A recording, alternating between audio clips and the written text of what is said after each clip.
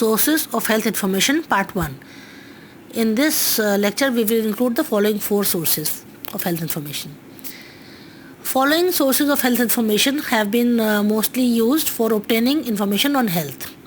Census, registration of vital events, that is civil registration system, sample registration system, notification of diseases, hospital records, disease registers, record linkage, epidemiological surveillance data, other services which are related to health, their records, environmental health data, health manpower statistics, population surveys, other routine statistics related to health, non-quantifiable information. Now, the lifeblood of health information system is the routine health statistics, that is the data that is recorded in routine health services delivery is what provides the basis for health information system, that is information system which forms the basis of planning of health services and their administration. The information required would vary according to the administrative level at which the planning is emphasized. So in this lecture, we will cover the top 4 sources of health information, that is census, registration system vital event or civil registration system, sample registration system and notification of diseases. The rest will be covered in the next part of the lecture. First is census. Census is taken in most countries at regular intervals. Definition of census. The definition is not for mugging up, but it just explains you what census is. So census is the total process of collecting, compiling and publishing the demographic, economic and social data pertaining at a specified time to all the individuals of that country or of that delimited territory in which it is carried out. And now that each and every individual is to be included in census, so this is known as complete enumeration. And because of this, it is a massive undertaking because you have to contact every member of the population in a given time, and you have to collect a variety of information. So conducting a census needs a vast preparation and then several years to analyze the massive data that was collected during the census. And this is the main drawback of census. That is, the data is so much, but the data source requires so much of analysis that the results are not available quickly. The results are kept publishing, and by the time the whole analysis is complete, it is almost a time for next census. In India, the first regular census was undertaken in 1881, and since then, census is conducted every 10 years. The last census was conducted in 2011. Usually, census is conducted at the end of the first quarter of the first year in each decade. Why it is so? Because at the end of the first quarter, that is 30th of March, it is the beginning of new financial year and there are no vacations, so most people are usually resident in their homes during that period. And the legal basis of census is the Census Act of 1948. That is, the individuals who are contacted are obliged to provide the desired information to the surveyors under this act.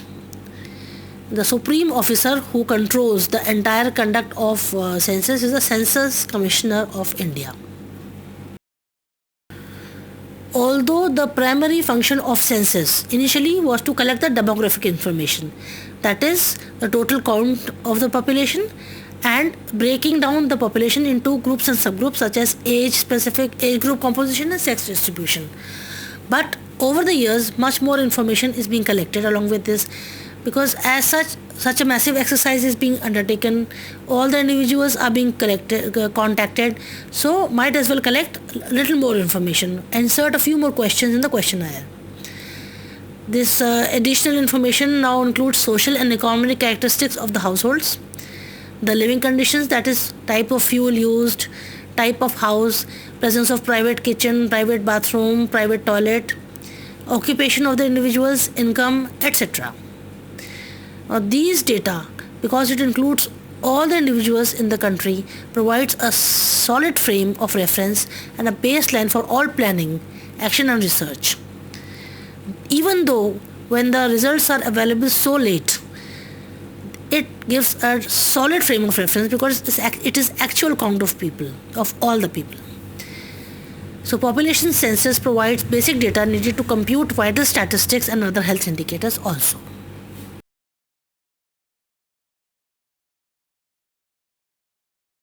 Registration of vital events on civil registration system. Unlike census, registration of vital events is a continuous record of demographic trends, unlike census, which is undertaken every 10 years. UN defines civil registration system as legal registration, statistical recording and reporting of the occurrence of vital events, their collection, compilation, presentation, analysis and distribution of statistics pertaining to vital events. The vital events include the following: live births, deaths and so on, annulments. In India, the civil registration system mandates registration of births, deaths and stillbirths. That is, rest is not mandatory, but registration of births, deaths and stillbirths is mandatory under the civil registration system of India. Vital events registration or civil registration system in India. In 1873, Government of India passed the Births, Deaths and Marriages Registration Act. Under this act at that time, there was provision for voluntary registration of vital events. Subsequently, many states passed their own acts. So the vital event registration in India is quite unreliable because it lacks in accuracy, timeliness, completeness and coverage of population. Also, there is lack of uniformity in collection, compilation and transmission of data, which is not only different for rural and urban areas, it is also different for different states because there are multiple registration agencies. Some places the health services record such data, other places the panchayat is responsible for noting the vital events, somewhere it is police or revenue agency. Hence the agency which is responsible for collecting the information is not the same in all the places. So there is confusion and incomplete vital events registration in India. So keeping this in mind, the Central Births and Deaths Registration Act was passed in 1969. The goal was to improve the civil registration system in India, and the act was enforced in 1970. The act provides for compulsory registration of births and deaths throughout the country.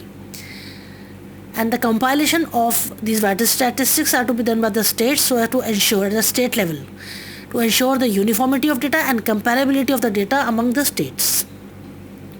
The Act also fixes the responsibility for reporting the births and deaths. That is, who has a responsibility and who will be punished if he does not report. So under this, the head of the household is the responsibility to report the births and deaths occurring in their households, and the head of the hospital, nursing homes and hotel, jails, dharamshalas have the duty to report such events if it is occurring in their institution. The time limit for registration of events of births and deaths is 21 days all over India. And if it is later than that, a late fee can be levied. The chief registrars of births and deaths guide the registration at state level and at Union Territory level, whereas the central authority in India is the Registrar General of India. Lay reporting is a term for a process used for complementing the information collected through civil registration system. Some countries have attempted to complement the civil registration system by employing the first-line health workers, like the village health guides, to record the births and deaths in the community that they serve in. In fact, now it is one of the important functions of primary health worker to collect and record the data on vital events within the community that he or she serves. So by definition, lay reporting is the collection of information, its use and transmission to other levels of health system by non-professional health workers. Many countries have adopted this approach. Another approach is demographic survey. Demographic survey to record the vital events, but this is best regarded as a temporary substitute while the civil registration system is being established. Sample Registration System, SRS. The civil registration system we have already discussed is unreliable at present, and making it perfect would require a huge amount of time. Hence, there is a need for having an alternate source of such information on vital events. So, the Government of India in late 1960s initiated the sample registration system. The sample registration system aims to provide reliable estimates of birth and death rates at the state level and all India level. So, birth and death rates which are seen in various textbooks are based on the data made available by the SRS, not the civil registration system.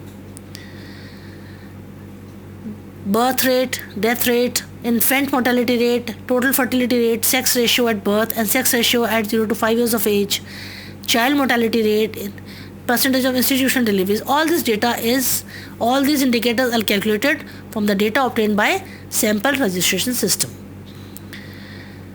Following are the features of SRS which ensure that the data provided is complete. 1. A representative sample of population is covered. So much smaller population is covered. It is easy to monitor the completeness of data.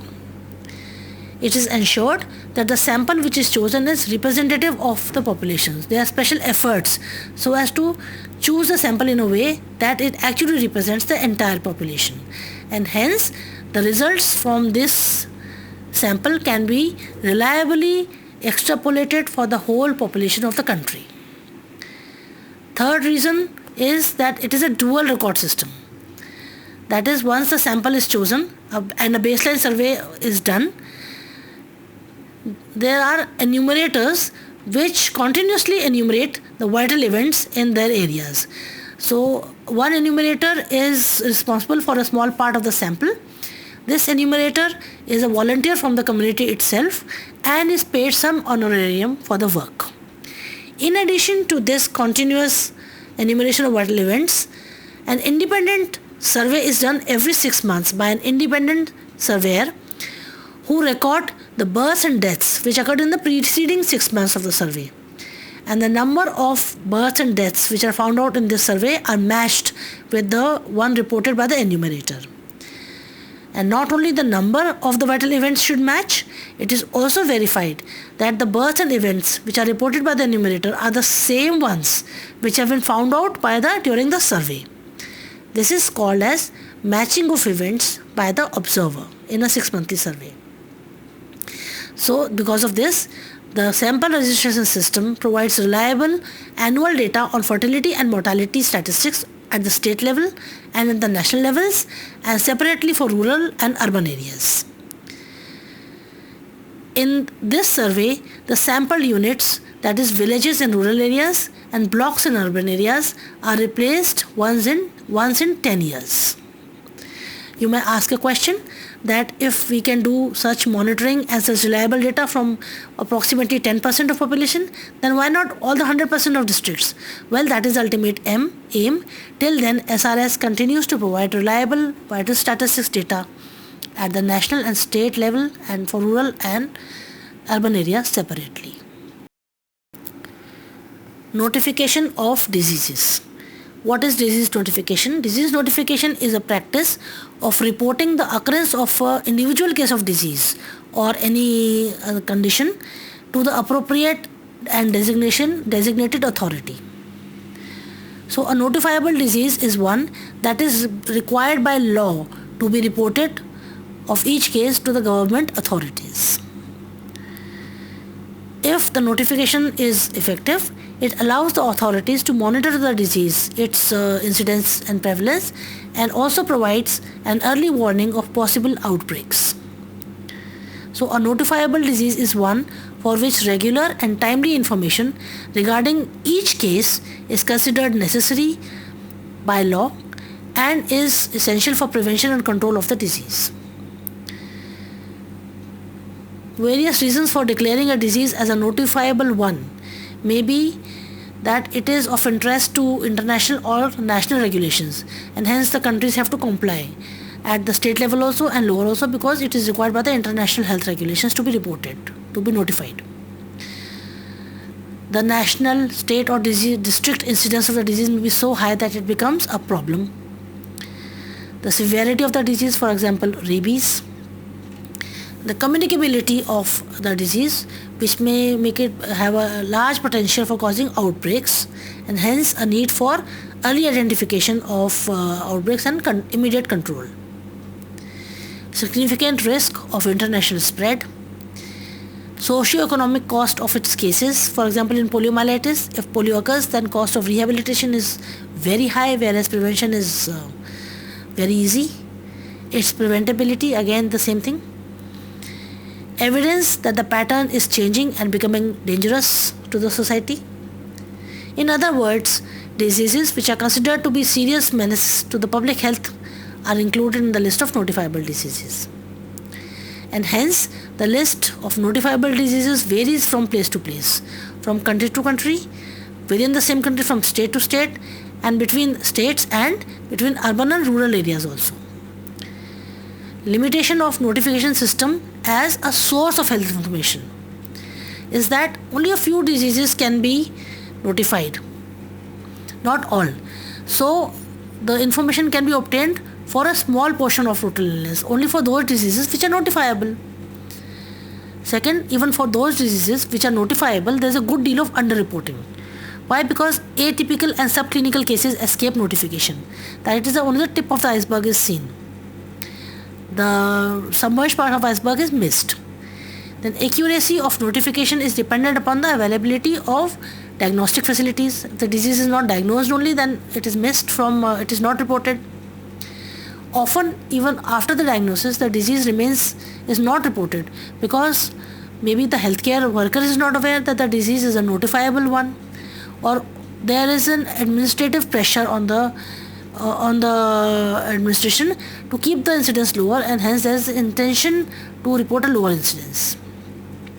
But despite these limitations, disease notification can provide some valuable information about the fluctuation of the disease, at least the fluctuation of disease frequency.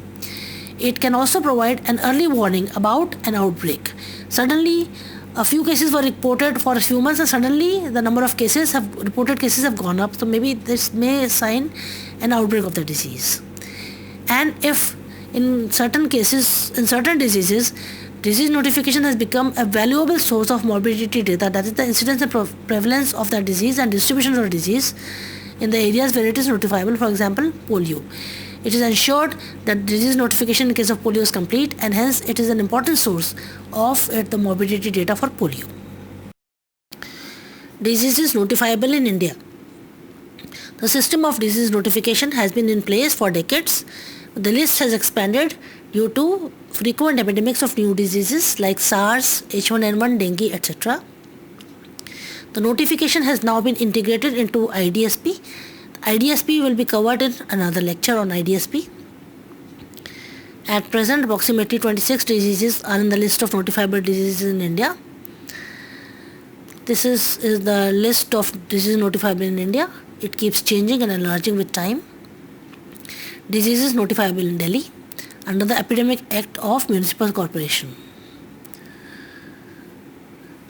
International health regulations. Some diseases are notifiable under the international health regulations to the WHO. Initially they were cholera, yellow fever and plague. In a revision in 2005, smallpox, poliomyelitis occurring due to wild poliovirus, SARS and human influenza due to new subtype of influenza virus have been included. So now there are 7 diseases notifiable to WHO under international health regulations. Diseases under international surveillance are the following. Some non-communicable diseases are also notifiable in some places.